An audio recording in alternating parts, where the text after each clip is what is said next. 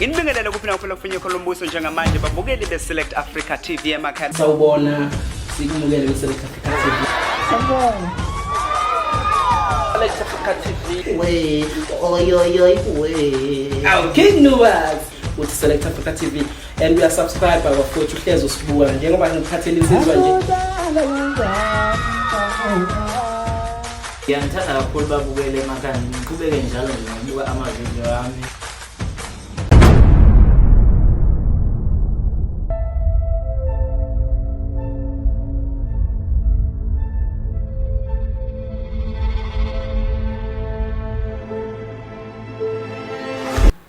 Ngiyabingelela enhla nasezantsi eSouth Africa yonkana nibikela uDokotela uDlamini nokhotshana namandla kwecansini lala nokuphinde ukuthwala izimbiza phansi amaphele phiko profeta lamaketana umgwazi ongasho baba intanzana ngoma nginibingelela nje inhliziyo yami ebhlungu bafowethu nodadewethu bobaba nomama baholi wonke noma ngabe uwezenkolo noma ngabe usekulapheni noma ngabe useparliament ukuphi ngicela ukubingelela abelaphi bendabuko bonke ngokukhethekile abaprofeti abathandazi zangoma ugedla ngabe inyanga ngabe isangoma cha inkulumo yami ke namhlanje ayizukuba yinde kodwa izobancane ngenza le video nje ngilimele emoyeni kubhlungu emoyeni ngoba kunabantu abalwa balela lelizwe lobabamkhulu mabelwa lelizwe lobabamkhulu kodwa namhlanje sizophenduka ihlaya kwamanye amazwe ipolitiki ngangayitsheli mina ukuthi ngingangena kuyo kodwa kunezinto obonayo ukuthi yabona la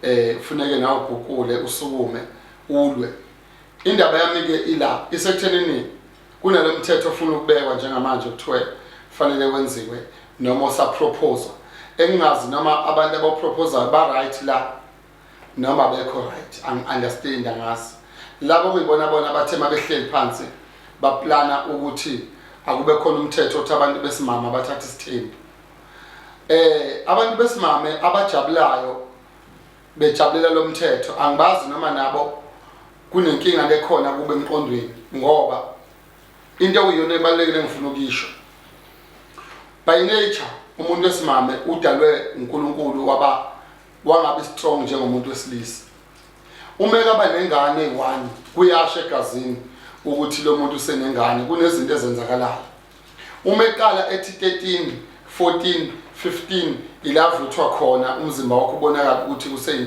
uyakhula uyongena ebuntombini mayithi 17 18 19 21 usegcwele kodwa mayathola ingane noma wakhula emva kwalokho kuyasho ukuthi lo muntu usenengane noma lo muntu usekhulile so ke indaba yami la isekuthenini ngifuna abantu abazongisupporta kulento angeke mina ngokwami noma bethu yenziwa kodwa ngizobe ngikwenzile ongangamandla ami le eyokuthi la eSouth Africa kuleyo maphunga nomageba kube khona umthetho othi abantu besimame abathatha amadoda nga2 nga1 nga2 3 kuyaphezulu angiyiboni mina into right so ngenza le video ngidiniwe ngenza le video angikho right emoyeni kuyimanje kunento ekhona yama gender based violence ekhona okuyona yona ehamba phambili kunalento ukuthi abantu besimame ba-abuse ngabantu nga1 kuzoba njani mangabe ke sebe-abuse ngabantu ke sebeba u2 kuyaphezulu uma ngabe ke kungathiwa amadoda lelizwe ayayivumela lento abanomzane bayilizwe bayivumela lento ama-leader elelizwe ayayivumela lento ungabe kuyinto right yini so ngoba ngenza le video emoyeni angikho right ngendlela engane angikho right ngoba okusho ukuthi la eSouth Africa uma ama-leader akhona eyivumela okusho ukuthi asinawo ama-leader eSouth Africa shuthe eParliament asinawo ama-leader sinomama phela abanomzane bemiza bekho akekho umnomzane ongavuma such a nonsense yokuthi eSouth Africa kuzothiwa abantu besimame ababe namadoda nga2 kuyaphezulu njalo ngamasonto laba abantu abazobe bevuma le nonsense bazobe besuka beyemasontweni bayokhonza ngoNkulunkulu lento engicabanga ukuthi abantu abayenzayo bayenze ngoku-undermine uZulu ngikhulumela uZulu la kakhulu anginandaba nezinye inhlanga ngikhulumela uZulu la uwonkana ungabe uyiXhosa ungabe uMpedi ungabe uyivenda ungabe umZulu ungabe umTswana ungabe uyini ngikhulumela isizwe simnyama black skin like mine yasibo iyona ngikhulumela ukuba umdlokombane ukudla amadoda isilo samabandla indlonje nopapa ekhanda kamenzi mhlaba kawulalela umuntu ememeza usengathi uyakhala uyalila uthi igula liyajama chithekile chithe ingqondo endala uthi amalandela unespeed ukutheleza ukhuthaza umuntu andaba emthiwa bemcokofula ukube kuthiwa akungeve ukuthi usashiya kulelizwe wawuvakashela babamkhulu ukube kuthiwa isilo samabandla sikhona namanje sahamba sawusitshala isilo akapheli ngisho 2 months sekukhona abantu abafuna ukushaya imithetho kuleli likaphunga namageba yokuthi abantu besimame abavumeleke ukuthi bathande amadoda angathuki yaphezulu ukuba umdlokombane ukhona ubengakayivumeleke 1 nizoyibhala futhi incwadi ngihambise isilo sesinaso njengamanje le kwanongoma wakhangela amankengane sikhona isilo esibekiwe ngizoyibhala incwadi ngibhekise kuso isilo ukuthi siyacela kuleli likaphunga namageba nasi isilo singenelele ingavunywa lento ngicela belaphi bendabuko bangenelele ingavunywa lento ngicela abafundisi bamabandla bavengenelele abafundisi bebehla benyuka lapha belwela ukuthi akuvulwe amasonto mayisevuliwe amasonto kuzobekwa iyona nto ufuna beneyilwela le uma ngabe singamalida oqobo abanomzane bemizi uma ngabe laba babeka lomthetho bethi bona kulungile abantu besimama abaqale bona kulamakhosikazi abahleli nawo baqale bona belanda abafana bezohlala nabo la belanda amanye amadoda bezohlala nabeze bezivuma angabulawa usiko lakwaZulu luthi umuntu wesimame uyagana makulotsholwa kuzokwenziwa njani makulotsholwa uma ngabeke lengane ke sizelwe ke nangu umkhize nangu uZulu nangu uDlamini nangu uThabede laba abantu bonke bathandana nalomuntu noma bawu4 noma bathathu noma babili amithe uma emithe lengane kuzobeka kwabani uma ngabe kuthiwa kwenziwa iDNA izokwenziwa bani iDNA yiloko ngifuna ukwazi yenziwa bani iDNA bafowethu angabulawa usiko lwethu ngokwenkolo vele lento i-out ngokosiko lento i-out ngomzimba abantu besimame ukuthi vela ukwazi ukumelana nento enzima mayaba nengane ezintathu umuntu 3 wengane umzimba wakhe ngeke awuyeli back to normal engakabi nengane badaliwe ba-weak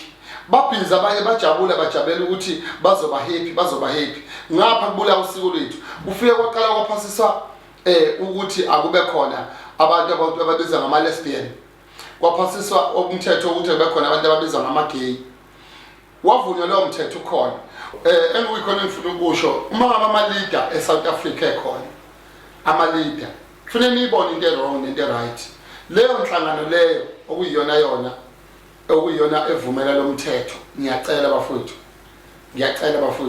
ziningi izinto kungabe niyazenza eSouth Africa namhlanje sinenkinga ye-COVID sinenkinga yamathuba omsebenzi sinenkinga yabantu bokufika abafika la bezokwenza ubugebengu obuserious ama-heist ibona ama-hijacking i-most ibona hayi bonke angisho ukuthi abantu bokufika ama-drugs inkinga esinayo babhizi batela amaphoyisa ongoconstable namaphoyisa asefieldini ukuthi abopha abantu okuyibona abadayisa ama-drugs nani ngeke uthi amanzi echitheke edanyini ugijima uyovimba lapha sevele evuleke khona kakhulu uma ufuna ukuvimba amanzi edanyini evuleke ufuna ugijima uyovala umsele lapha aqala khona esaphuma kancane uzokwazi ukwavala kodwa uma uthi uzowavala sevele seqini ngeke uzowavala ngiqonda ukuthi abantu abazi ungena kwama-drugs eSouth Africa abantu abaziwayo ukuthi yilaba abantu from engeneni kwawo ngeke amaphoyisa akwazi ukucontrol ama-drugs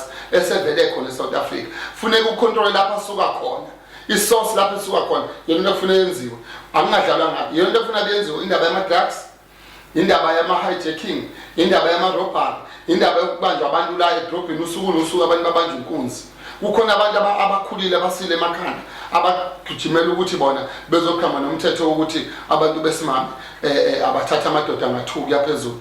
What about umshado? Lelizwe niyalibulala noma niyalakha. Mfuna ukwazi niyalibulala lelizwe noma niyalakha ngoba phela ukhomba ukuthi lelizwe niyabulala. Ngeke ukuthi ngathi niyalakhizwe kufanele abe ninivula ama-NPO meyabe kuvula ama-companies a-manufacturing impahla. Namhlanje sithenga ama-chargers wathenga koma-China Mall into charger ngayo namhlanje intambama isifile. ngabe kuthiwe akucheckwe kahle ukuthi kubantu asebeyinikile ekufundeni bafunda ngalendlela yokuthi sebeyakwazi ukuthi ama-charge akhiwe la eSouth Africa, amafoni amaningi akhiwe la eSouth Africa, i-technology, fourth industrial revolution manje. Kodwa nizoqhamuka nemithetho ebolile. Ubolile phela lo mthetho lo. Uma ngabe kuthiwa namhlanje ke umuntu wesimame usethandana nabantu ababili. Bobabili namhlanje bayamfuna bobabili. Nakho namhlanje useyinsukwini. Laba bantu besilisa bayamfuna. Usiko lwethu namaZulu lithi umuntu mayiseyinsukwini akangiphekeli, akangiwasheli, akangi-ayineli, akangenzeli lutho. Kufanele azile. Mangikhula mina bekuba njalo. Ethi umuntu hayi umsebenzi awumutholi, kanti iproblem yini uhambulana nomuntu wesifazane oseyinsukwini. Umuntu wesimame mayebelethile ngosiko lwethu thina amaZulu uyazila abeletha aqeda ze ngiyalukuyeke lolo labesilungu laba bazothi hawu uyasibhedela ndudlamini bambe bengikhuluma anginandaba noma ngikhuluma. Uma ngabe belethile nengane uyazila kube nesikhathi azozila. Lamadoda mangabe efuna ukuba nabantu ekameleni azokwenza njani uma ngabe kuwukuthi ke asethana nalo muntu omabili. Uma ngabe ke nithi nina lo mthetho uright makukuphi uzosizaphi angamusi udlalwa ngezwe lase South Africa bafowethu. Ngiyacela silo samabandla esikhona njengamanje Nkosi yamakhosi bayede ngiyazi ukuthi ukhona ubekiwe manje ngiyacela ungenelele kuleke kulele likaphunga noMageba ungenelele makufanele ngijoyine ipolitiki mina ngizoyijoyina makhona inhlangano kumele ngiyijoyina ngingayijoyina. Kodwa nakhona futhi la enhlanganweni abantu abaphathi ukuyibona bona abaphezulu okumele ngabe balwa nokuthi kulwa nezimo ezikhona eSouth Africa. Sine crisis yamanzi njengamanje emakhaya, sine crisis yamanzi, sine crisis yezinto eziningi ezingekho right, sine crisis yobugebengu obuse-South Africa. Kodwa okuyibona ama-leader okufuna balungisa zonke lezi balwa bodwa, babhizi bayalwa eParliament, balwa kuma-parties. Manje sibhizi nokubuka uPresident uCyril Ramaphosa no-Ace Mahashule basambeke kancane eceleni kuZuma-ke. Kodwa nakhona amacala ehla yenyuka wawalibona icala ethatha 20 years usinyaka was-22 mangaphosisi yini lena engaka ngabe kuvula amadele ey'nkomo, kuvulwa amasimu, kuvulwe amakhampani okwenza icathulo, kuvulwa amakhampani okwenza amajakhethi, kuvulwa amakhampani okwenza ukudla, kuyatshalwa, kuliwa nokuthi ngoba phela umhlaba sinawo kuliwa nokuthi kuvula amakhampani zabantu basebenza. eSouth Africa umsebenzi awukho. Mawubuka idolobha mawungabuka iJohannesburg, ubuka iDurban, ubuka iCape Town, imost yabantu abagcwele emadrobheni abathele abantu bangaphandle. I'm not against ukuthi abantu bokufika banjani cha angikho lapho, but izinto lezo kufuna beziyabhekisiswa ngasekujulile. Mina ngeke ngaya eZambia, ngeke ngaya eTanzania, ngeke ngaya eZimbabwe, ngeke ngaya eMozambique. Bakutshela straight emehlweni ukuthi you are the foreigner here, you have to listen to us. Bakutshela emehlweni ukuthi uyi-foreigner la. Kodwa uhulumeni ubhizi bafuna ukuphasisa imithetho ukuthi abantu besimama bashade abathatha amadoda nga2 kuya phezulu.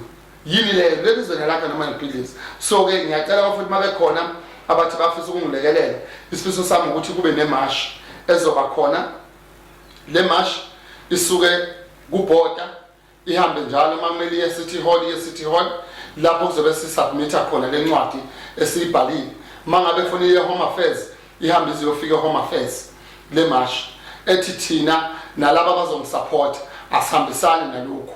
Ngiyacela abafuthi isifiso sami ukuthi bekhona imarsh sivezula ilaka lethu lokuthi thina abangahambisana mawukuthi wena uhambisana nabo cha ungayihlalele ekhaya kuyimarsh ungabibikho. But mina njengodokotela uDlamini umzimkhalimali odabuke endaweni yakwaNongoma noPhongolo ngizacela abafuthi ningisupport kulesi simo sokuthi asiyivumi singamadoda nabanye abesimame ukuthi abantu besimama bathatha amadoda nga2 kuya phezulu. Mabe khona abangisupportayo bafowethu nansi inamba ngicela bangifonele 063 050 5217. Cela ukuyiphinde 063 050 5217. Mabe khona abathi dokotela uDlamini siyakusupport imarsh ngaba khona. Ngihamba ngiyocela ngilandela imigudu yonke eyenziwayo mawenziwa imarsh. Senza amabhodi, siwaphakamisa amabhodi, sisho ukuthi lo siveze ilaka lethu ngoba eParliament abasi-engage siyi-community ukuthi mabethatha inqumo bayakhuluma bebodwa bangabuyi beze kuyithi kwilower level bezosho ukuthi nayi into esicabangayo imbonweni ithini. Mina mangathiwa nje ngoba uhulumeni namhlanje bepresident namhlanje into engayenza okokuqala nje into yokuqala engayenza ngifuna niyithathe le into yokuqala engayenza ngasho indlela yokufunda. Mawucabanga from grade R up to grade 8 uhlala isikhathi esingakanani how many years usuke lapho grade 8 to grade 12 uhlele edeskini ubusiness theory kodwa sinabantu abasimele eParliament abathi ba ama leader wethu ubusiness theory how many years lo from grade R to grade 8 from grade 8 to grade 12 from grade 12 usuyohlala futhi omunye 4 years wenza theory njalo. Laba abantu bamazwe bangaphandle ngakho besehlula bathi ingane mayiqala ingene high school ibiqala ifundela umsebenzi ofunayo. Yini esihlula uthina nokunibhizi nodokotela baseCuba nodokotela baseCuba makukhona inkingi yini esihlulayo ngoba phela ingane mangabe yona ithi mina ngifuna ukwenza ukuba under construction mhlawumbe kuba umeselande ngakhizindlu kufanele ithi mayiqala ithi grade 6 grade 8 ibiqala ukufunda ubeka isitini mayithi ngifuna ukwenza ukuba umechanic ibiyoyenza practical imoto ukuthi istarter lesi ugearbox lo uconnecta kanje umuntu uzidume ifly wheel le yini enhlulayo ema high school ukuthi mangabe ingane ithi iqala high school ibenza ama practical. Yingakho nje sisemuva kangaka at the age of 25 years noma 22 years noma 20 ikhathi uqala umsebenzi usuzophila leso sikhathi esincane. Mawusuphila leso sikhathi esincane vele usunengane unendleko angithi ngithe ingane ayizale sesikoleni ziyazala ngisesikoleni kufuneka mawuqala ukuthi uphuma euniversity usuyosebenza usuyondla ngapha usubaba ngapha kunedinga inqwabe ekhona ekhaya. Ake sishintshele indlela yokucabanga nini seParliament nama opposition party neparty ebisayo kuyiNC ake nishintshe ukwenza bafowethu lelizwe nidlala ngathi manje sikhululekile thina. Ungasho phela umuntu okhohlisa ongazi sikhululekile thina mawukhululekile kini nje nikhona nithi nikhululekile ubani ono 100,000 ebank ohleli ubani ono 2 million ohleli mangabe uthi uvula ikhampani funeka izinto eziningi funeka lokhu izinto ezingcwaba aniboni ngathi sicindezela ni amanga ukuthi thina eSouth Africa sikhululekile ngeke sithi sikhulule sibehlupheka kangaka namanje siyahlupheka nikuzovota nje nizobe nebhizinisi akithi nisivotisa la nithi asivote kodwa mabe sesivotile niyakhohlwa. Umuntu mayethi ulethe ukuthi uzokhankasa mnika iCV mangasebenzi ethi uzokhankasa umnika iCV ethi uzokhankasa umtshele ngeCV ngoba mase beqasha amakhansela aqasha abangani babaqasha ihloko zawo nasema office komasipala maseqasha yeba ngiphiki bakhona bayenza ifair. Umholi uyazalwa akabekwa ubekwa ngoba vele esesizelwe nakho ukuba umholi. So ke ilokho engifuna ukusho bafowethu indaba isethenini ngiyacela abafowethu mabekhona abangisupportayo sibe nemarch abathi bona la eThekwini mayiqala iyoqala eBoda iziyofika eHome Affairs ngoba ngathi phela iwona Home Affairs angazobani laba safuna ukuthola kahle lenhlangano okuyiyona eyenza lento ngisafuna ukwenza research. Ngiyabonga uDokotela uDlamini mabekhona abafisa ukungisupporta nansi number ngiyithengele special lento le 0630505 inamba leyo enizothola mina uqobo kuya anizothola iPA anizothola ibodyguard lami anizothola bani nizothola mina silungise lento. Ngiyacela noma bethiwa siba u50 masiyenzile le march noma bethiwa siba u100 mayiphetha nje ibe successful le march ilona lengicelayo mina ivele ukuthi akusithina sonke esivumayo ukuthi abantu bakithi eSouth Africa abantu bakithi kwaZulu kube nomthetho nje. Angikholwa ukuthi abantu abaningi nabezimame bakhona bangayifuni kodwa mase ushaya umthetho ayikho into yokwenziwa. Ngiyabonga kakhulu uDokotela uDlamini endaweni yaWonongoma omelaphi wendabuko. Ngiyacela abelaphi bendabuko bangisupporte abezenkolo bangisupporte abesimame abakhona abathi bafuna ukungisupport epage lami Dr. A Dlamini Dlamini Dr. A Dlamini. Ngiyabonga kakhulu for any number yami for ibusiness yami eqondene nami eceleni yama product nomsebenzi 072 77 46 107 uthi Select Africa TV and we are subscribed bafowethu uhlezi usibuka njengoba ngiphathele izizwa nje. Ngiyangithanda kakhulu babukele emakhaya ngiqhubeke njalo ngibuka amavideo ami.